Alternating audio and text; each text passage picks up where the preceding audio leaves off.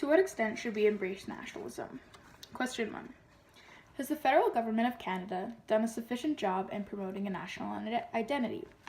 Do you think Canada is ready to face its contending loyalties? I think Canada has done an insufficient job in promoting a national identity for our country. People in the world typically know Canada by their stereotypes, which is not good. And I think that they need to focus more on promoting a national identity that shows every aspect that Canada has to offer. Canada seems to try and focus more on preserving culture for First Nations and French people, or even just Canadian culture. But instead, they should focus more on having a national identity and presenting that to the world. I feel that if we did show an actual national identity to the world, people would take us more seriously as a country and we'd be more respected as a country overall. And do you think Canada is ready to face its contending loyalties?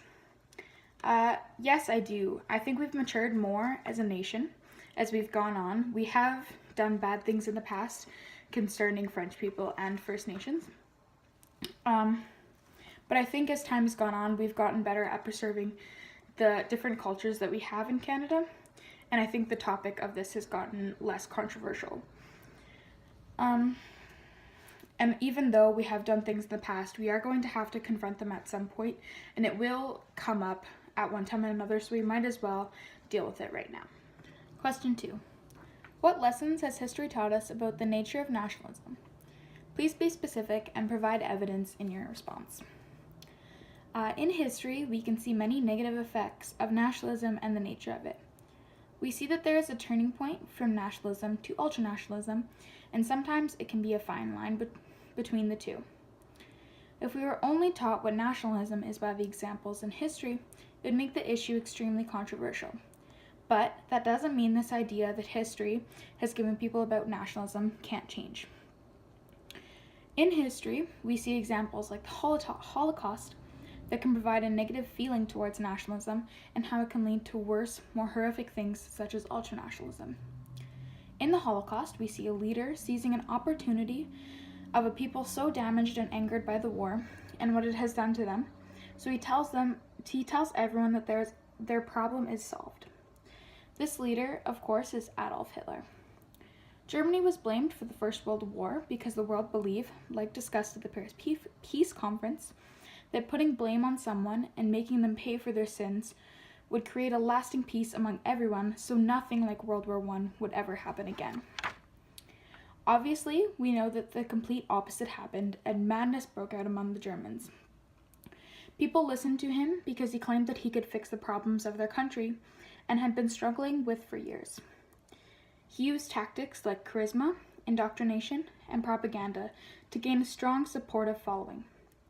He also used Germany's political and economic struggles to his advantage. This newfound pride that people took in their country quickly became ultranationalism, which led to mass murders of innocent Jewish people. By just examining this example, nationalism can seem overwhelming and awful, but we're not seeing the bigger picture. If we look at simple examples of nationalism in the modern day, it can actually be used for good. There's nothing wrong with taking pride in your country. It's the turning point we must watch out for. One example of nationalism would be the Vancouver Olympics in 2010. Canadians took great pride in hosting the world for a special event such as this. Collectively, as a country, there was a sense of belonging to something great. The lessons that history has taught me about nationalism is that it's not always perfect and harmless, and that we must watch out for things like turning points of nationalism to ultranationalism, but it is not always as evil as the extreme examples like the Holocaust. Question 3. To what extent should nationalism be sacrificed in the interest of internationalism? What lessons have you learned from internationalism? I believe nationalism should be sacrificed in the interest of internationalism for the sole purpose that we can't solve the world's problems by ourselves. For example, there are world problems such as world hunger, worldwide spread diseases, and climate change. Without the perspectives and help of different countries working on these issues to try and solve them, we can't solve them on our own because they're not solely our problem. If we work together with all different nations, we can get perspectives on certain situations, and they can help us at least get a start to ending some of these world problems. Also, internationalism is a support system. So if your own country is going through, say, economic or political situations, and you've helped some countries in the past, they can reciprocate what you have done for them, and it will be easier to get through certain situations. Also, internationalism allows you to think critically towards your own government, and it also helps you with the input of other countries. For example, we've had 2 world wars in the past, and all nations had to work together to instill peace and improve our nation's security and prosperity. And if we don't continue this, it is possible another war similar to the ones we've had in the past, as World War I and World War II, could break out again. Question 4. What did you learn about yourself as you studied nationalism?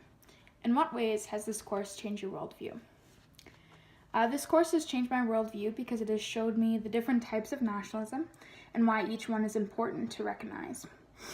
So there are 4 types of nationalism. There is supranationalism, internationalism, nationalism, and ultranationalism. And each is important in its own way to recognize for different situations because they are on the spectrum from very unnationalistic to extremely nationalistic, to the point that it can become dangerous. I believe nationalism is important, and so is internationalism. First off, nationalism is important because it helps you promote a national identity and gives you a sense of unity with other people in your country, and you can feel like you belong to something. Internationalism is also important.